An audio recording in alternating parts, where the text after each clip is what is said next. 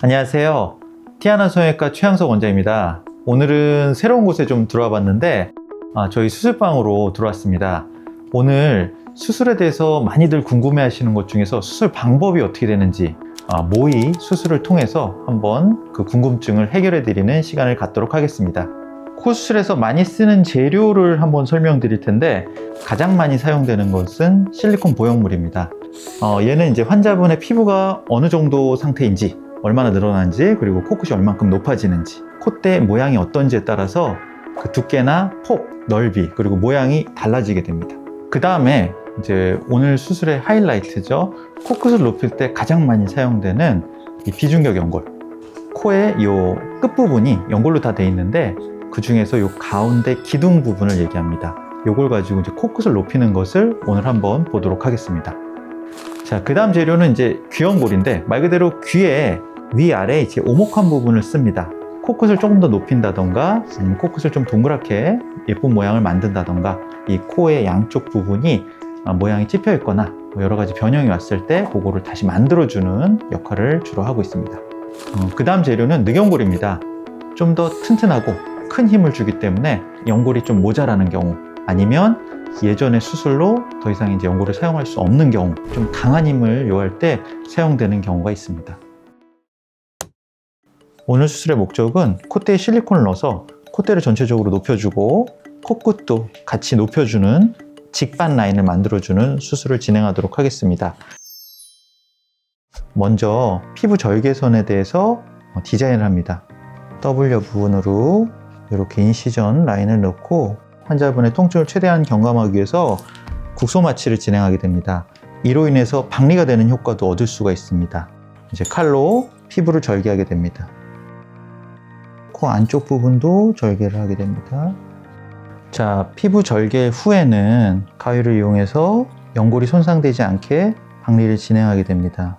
뼈 부분까지 기구를 이용해서 박리를 진행합니다.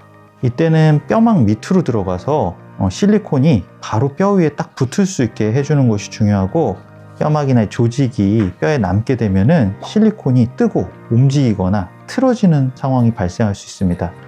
나머지 날개 연골을 박리를 진행해 줍니다. 이때 우리가 보코라는 것을 이제 교정할 때 보통은 이 날개 연골 위쪽에 조직들이 이제 두툼하게 붙어서 보코를 이루는 경우가 있습니다. 그래서 같이 제거를 해주면 보코를 교정할 수 있는 효과가 있고요. 콧대에 매부리가 있다고 그러면 저 안쪽을 보시면은 이제 연골과 뼈가 만나는 지점에서 보통 매부리가 발생을 합니다. 그래서 연골 부분도 좀 깎아주고 뼈 부분도 필요한 경우에는 깎아주게 돼서 매부리를 교정하게 됩니다. 또 실리콘이 어느 정도 높아지게 된다 그러면은 매부리를 깎지 않고도 실리콘을 잘 넣어주기만 해도 교정되어 볼 수 있는 거죠. 그래서 이런 느낌으로 수술을 진행하게 되고요. 그 다음에 이제 우리가 할 것은 비중격 연골을 꺼내는 게 필요합니다. 비중격 연골은 요 날개 연골 가운데로 들어가면 들어 있습니다. 보시면은 요 가운데 연골 중에 하얀 부분, 우리가 코를 만졌을 때 딱 가운데 걸리는 비중격 연골입니다. 비중격을 채취할 때는 일정 부분은 남기고 채취를 해야지, 그렇지 않다 그러면은 연골이 너무 약해져서 비중격이 휘거나 떨어지거나 할 수 있습니다. 비중격을 아까 말했듯이 이제 박리를 했고요. 비중격 자체가 크기가 너무 약하거나 아니면 이제 재수술할 때 연골이 없는 경우에는 본인 늑연골이나 이제 기증 늑연골도 사용되게 됩니다. 늑연골은 튼튼하고 좋은 재료긴 하지만 와핑이라고 그래서 연골이 이제 휘게 되는 단점이 있는데, 이런 것을 막기 위해서 휘지 않는 방향으로 이제 모양을 만들어줘야 되는 것이 필요합니다. 늑연골을 이런 느낌으로 얄쌍하게 잘라서 코 안쪽에 넣어서 고정을 하게 됩니다. 자, 요게 이제 늑연골 사용법이고요. 자, 이제 수술의 하이라이트가 코 가운데 아까 떼어낸 비중격을 자, 넣어주고 이제 코 안에 남아있는 비중격 연골과 고정을 해줍니다. 이 부분이 이제 코의 새로운 기둥이 되는 부분이고요. 이 기둥이 어느 정도 높이가 되느냐에 따라서 코끝이 얼만큼 높아지는지, 또 이 각도가 얼만큼 인중하고 이루어지느냐에 따라서 콧구멍이 얼만큼 내려오느냐, 짧은 코 교정이 얼만큼 돼서 콧구멍을 교정해 주느냐가 차이가 나게 되고요. 또 양쪽의 연골을 묶을 때 어떻게 먹느냐에 따라서 코가 얼만큼 얄쌍해지는지, 복구 교정이 되는지가 결정되게 됩니다. 코끝이 아까보다 많이 높아졌죠? 자, 이제 그러면 연장된 비중격의 양측 날개 연골을 고정해 보도록 하겠습니다.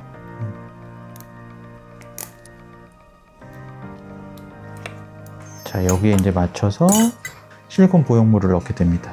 지금은 미리수가 한 3mm 정도 올라갔기 때문에 실리콘도 한 3mm 정도 넣도록 하겠습니다. 자, 실리콘 보형물을 넣어주고, 이제 마지막으로 코끝에 아까 이제 비중격 부분이 기둥으로 서 있기 때문에 이 부분을 그냥 두게 된다고 그러면 나중에 끝에가 비친다던가 뾰족하게 튀어나온다던가 할 수 있는 문제가 있으므로 끝에를 보호막처럼 덮어줄 무언가를 넣고 끝내게 됩니다. 이때 사용되는 연골은 귀연골을 써서 덮도록 하겠습니다. 이 연골을 떼낸 거를 살짝 덮어서 모양을 동그랗게 만들면서 코끝을 조금 더 높이를 주면서 수술은 끝나게 됩니다. 정확하게 반직선으로 잘 나왔고요. 코끝도 동그란 모양으로 잘 나왔습니다. 이제 여기서 피부 봉합을 하고 수술은 마치면 됩니다. 피부는 아까 잘라줬던 이 W 모양의 인시전을 그대로 서로 연결을 해서 흉터가 최대한 안 보이도록 꼬매게 하는 것이 포인트입니다.